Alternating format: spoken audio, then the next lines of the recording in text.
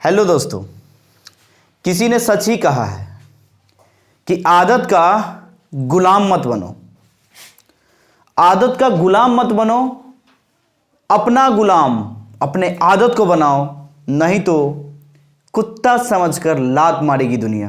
किसी ने सच ही कहा है दोस्तों। कहने का मतलब अब मैं अपने भाषा में समझाता हूं कि आप अपने आदत के ऊपर मत जाइएगा, क्योंकि आदत, अच्छा आदत और बुरा आदत, आदत तो पहले देखना है कि हमें कौन सा आदत है। अगर बुरा आदत है तो उस बुरा आदत का बात कर रहा हूं, तो आप अपने आदत के ऊपर नहीं जाइएगा, क्योंकि आदत के ऊपर चले गए तो आपको आदत के अंदर में काम करना पड़ेगा। लेकिन अगर आप काम कर रहे हैं, वो अपने आदत को अपने अंदर में रखिए।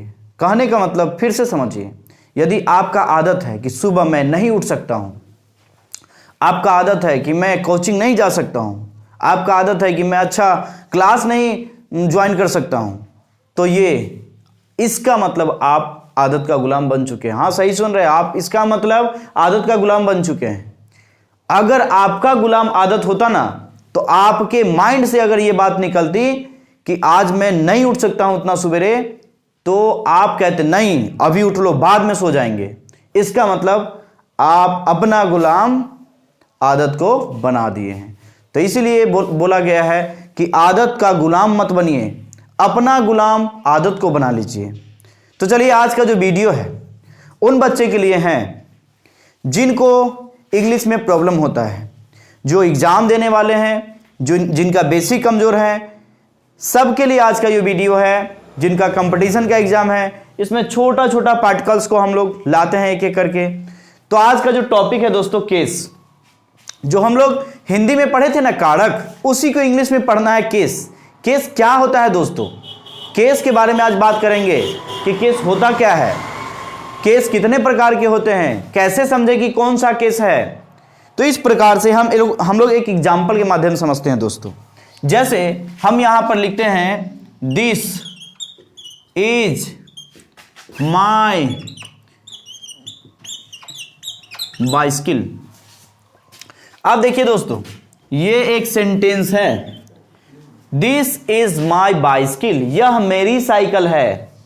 चाहे तो दोस्तों दिस के जगह पे इट भी लगा सकते हैं, लेकिन इसके पीछे का रीजन है कि यदि किसी सेंटेंस को एक बार इस्तेमाल करते तो उसमें दिस लगाइए, अन्यथा बार बार यूज कर रहे तब इट लगाइएगा।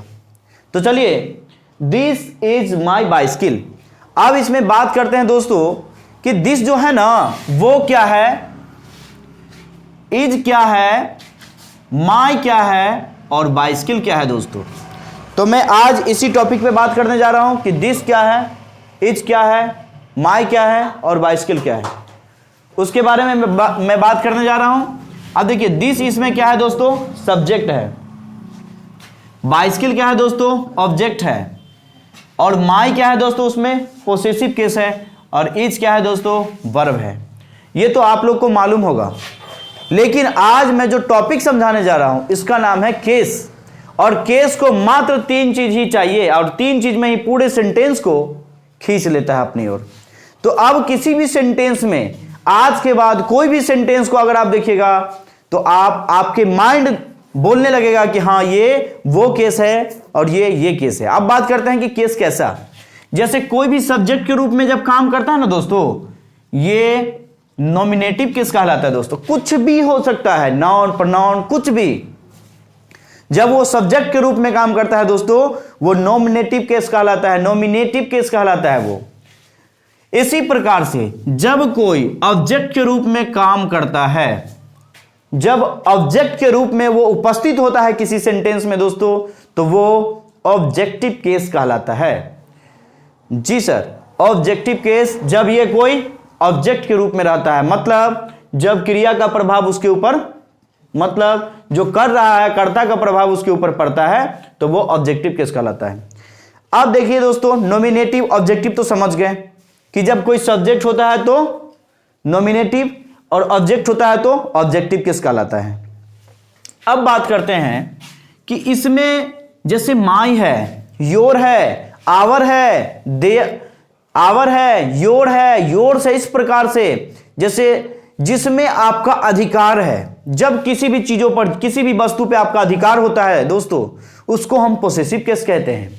तो आपका अधिकार बाइसिकल पे है तो नहीं बोलते हैं दिस इज माई बाइसिकल, तो इसमें आपका अधिकार है तब ना बोल दिए हैं दिस इज माई बाइसिकल।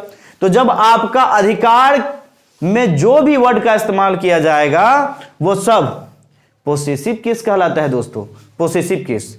तो बात हम लोग समझ में आ गया हम लोग को कि जब कोई सब्जेक्ट के रूप में काम करता है नॉमिनेटिव केस, ऑब्जेक्ट के रूप में काम करता है ऑब्जेक्टिव केस, और यदि कोई उसके बारे में जब बताना होता है, अपने पोसेशन को बताना होता है, अपने अधिकार को खींचना होता है, बताना होता है, दिखाना होता है, उसको हम पोसेसिव केस कहते हैं दोस्तों। तो ये तो ऊपर वाली था।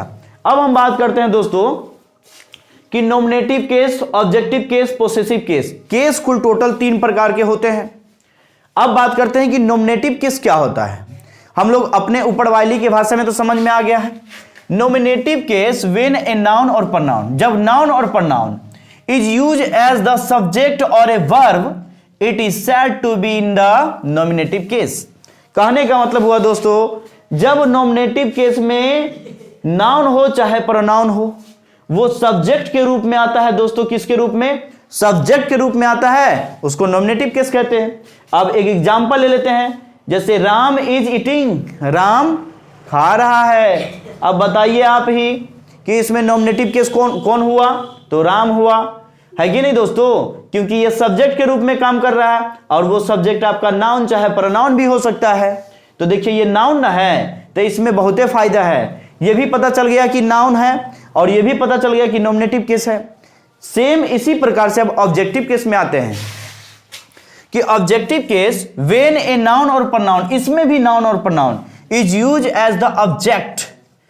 जब नाउन और प्रोनाउन किसी सेंटेंस में ऑब्जेक्ट के रूप में काम करता है दोस्तों, use as the object of the verb और प्रीपोजिशन, जब ऑब्जेक्ट जो है वर्ब का या प्रीपोजिशन का, it is said to be in the objective case. कहने का मतलब है दोस्तों कि जब ऑब्जेक्ट के रूप में नाउन और प्रोनाउन काम करता है कि नहीं, इसका रोल कुछ अलग होता है, प्रीपोजिशन हो या ऑब्जेक्ट एडवर्ब हो, इस प्रकार से, तब हम उसे ऑब्जेक्टिव केस कहते हैं। चलिए एक एग्जांपल ले लेते हैं। ही इट्स राइस, वह चावल खाता है, या अपने देहाती भाषा में वह भात खाता है। थोड़ा सा और शुद्ध में, वह क्या खाता है दोस्तों? भात। आप भी कहते हैं, हम भी वही कहते हैं, भात खाता है, वह चावल खाता है। अब चाहे तो शुद्ध बोलेंगे तो बॉयल राइस हो जाएगा। तो चलिए, तो इस प्रकार से इसमें राइस जो हो जाएगा दोस्तों ऑब्जेक्ट है, इसलिए ऑब्जेक्टिव केस है। चलिए दोस्तों, तीसरा है पोसेसिव केस। क्या होता है दोस्तों?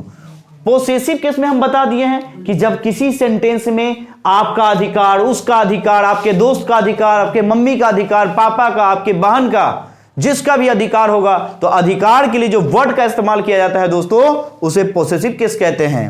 तो चलिए देखते हैं पोसेसिव केस क्या होता है। When the form of a noun और pronoun is used to show position और रिलेशन, जब आपके स्थिति को बताना हो, संबंध को बताना हो, इस प्रकार से it is to be in the possessive case, तब उसे हम पोसेसिव केस कहते हैं दोस्तों।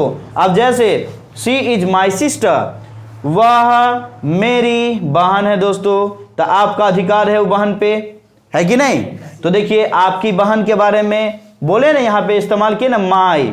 This is my, she is my sister, वह मेरी बहन है। दिस इज माई मदर, वह मेरी माँ है। इस प्रकार से दिस इज योर हॉर्स, यह जो है आपका घोड़ा है। इस प्रकार से जब अधिकार का बात किया जाता है उसे हम पोसेसिव केस कहते हैं दोस्तों। तो एग्जाम्पल समझ में आ गया कितने प्रकार के होते हैं, क्या क्या डिफिनेशन है, ये सब को अच्छे समझे हैं। और ये वीडियो को अगर एक बार समझ में नहीं आता है दोस्तों, 2 बार 3 बार देखिएगा। लेकिन अब इस वीडियो को देखने के बाद हमको लग रहा है कि आपको ये जो केस का प्रॉब्लम खत्म हो जाएगा। और ये वीडियो अपने दोस्तों में शेयर करना नहीं भूलेंगे दोस्तों। और तब तक के लिए जय हिंद।